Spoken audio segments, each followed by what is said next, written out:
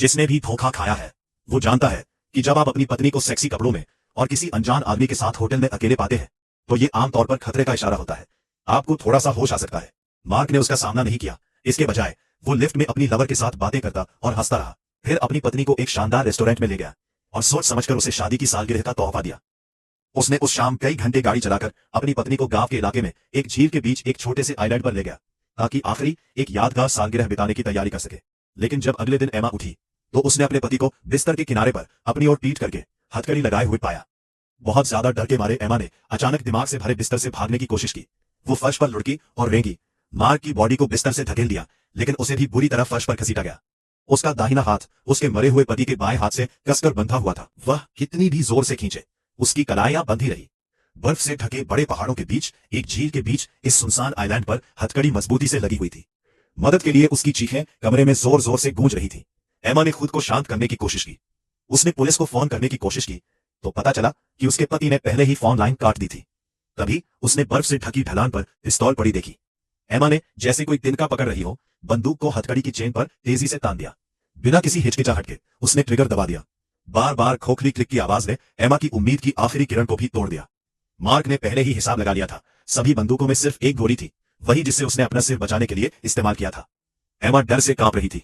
उसे गर्म कपड़े ढूंढने थे वरना वह मर जाएगी। बहुत कोशिश करके वह अपने पति को घसीटते हुए पास वाली वॉक इन क्लोजेट तक ले गई।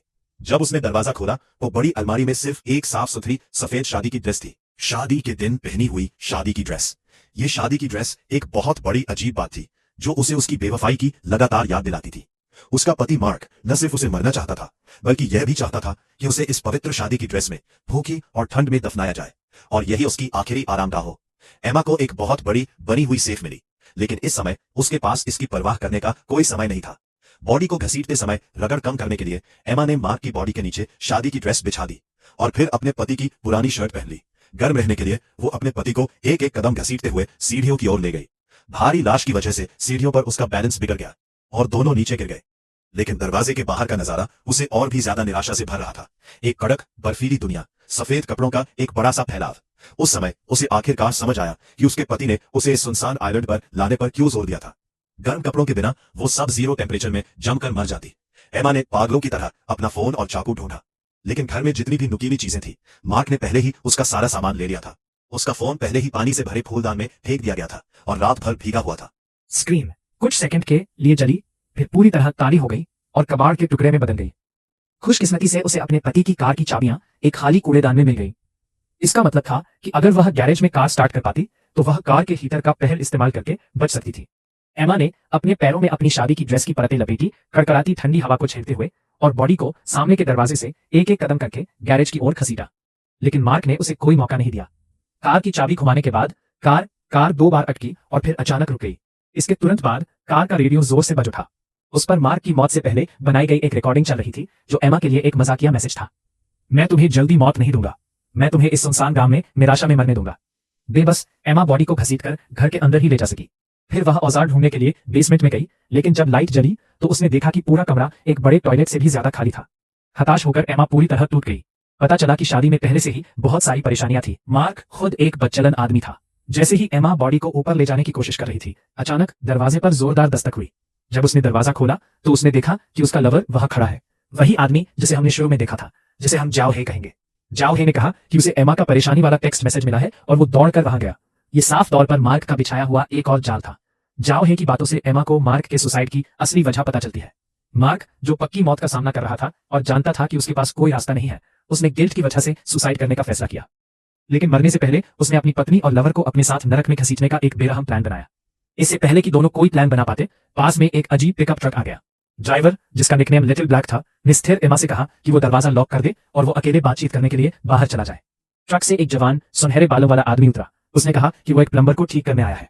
जैसे ही वे उसे पैसे दे रहे थे, पूरी दाढ़ी वाला एक और हट्टा कट्टा आदमी बस से उतरा। हम उसे दाजवांग कहते थे। दाजवांग एक सच्चा बेरहम कातिल था। मार्क ने उसे मोटी रकम देकर हायर किया था।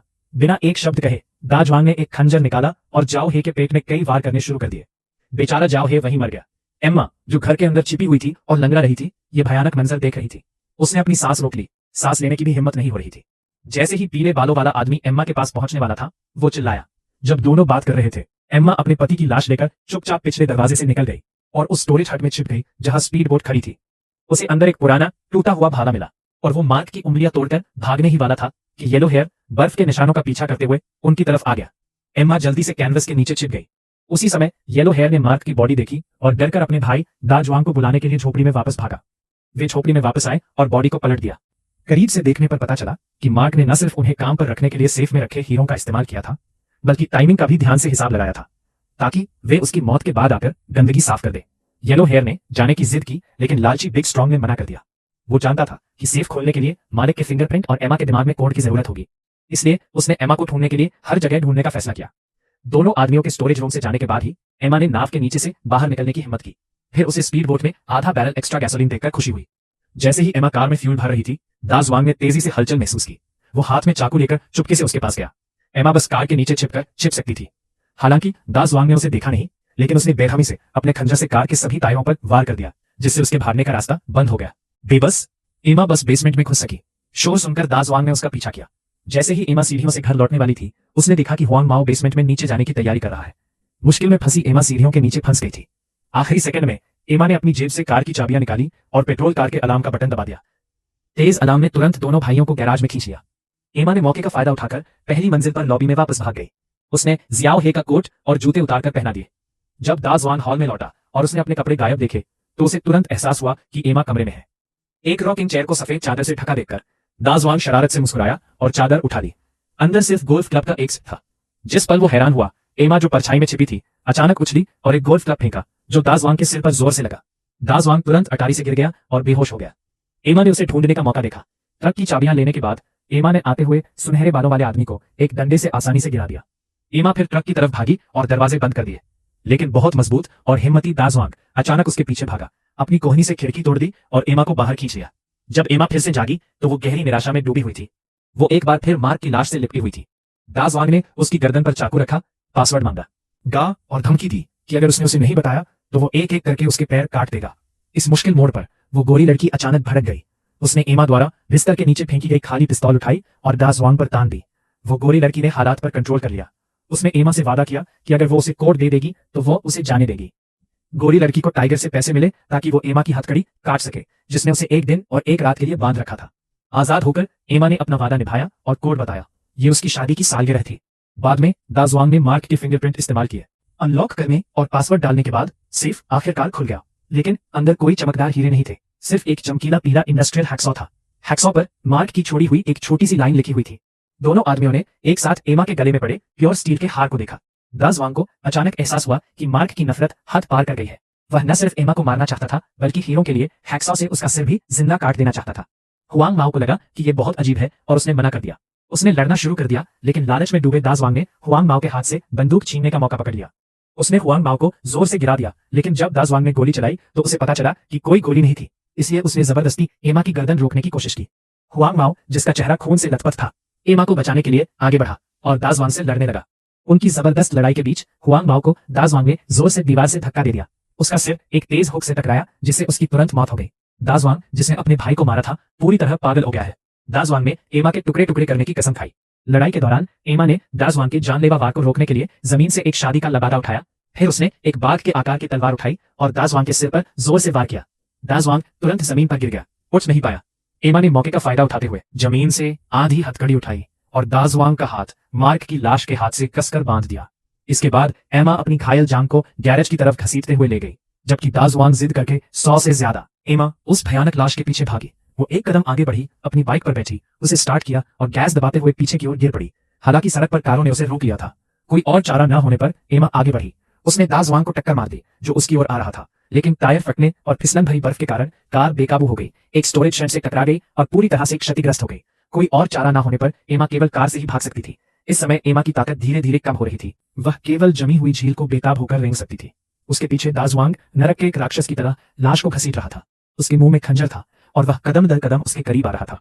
इससे पहले कि वे ज्यादा दूर रेंगते, दाजुआंग ने एमा का टखना पकड़ लिया। दोनों ने बर्फ पर एक आखिरी बेताब संघर्ष किया। एमा ने इस अफरा तफरी का फायदा उठाते हुए बर्फ से खंजर निकाला और एक झटके से दाजुआंग के कंधे में घोंप दिया। उसी समय टूटी हुई बर्फ तीनों का वजन नहीं सह पाई और फटने लगी।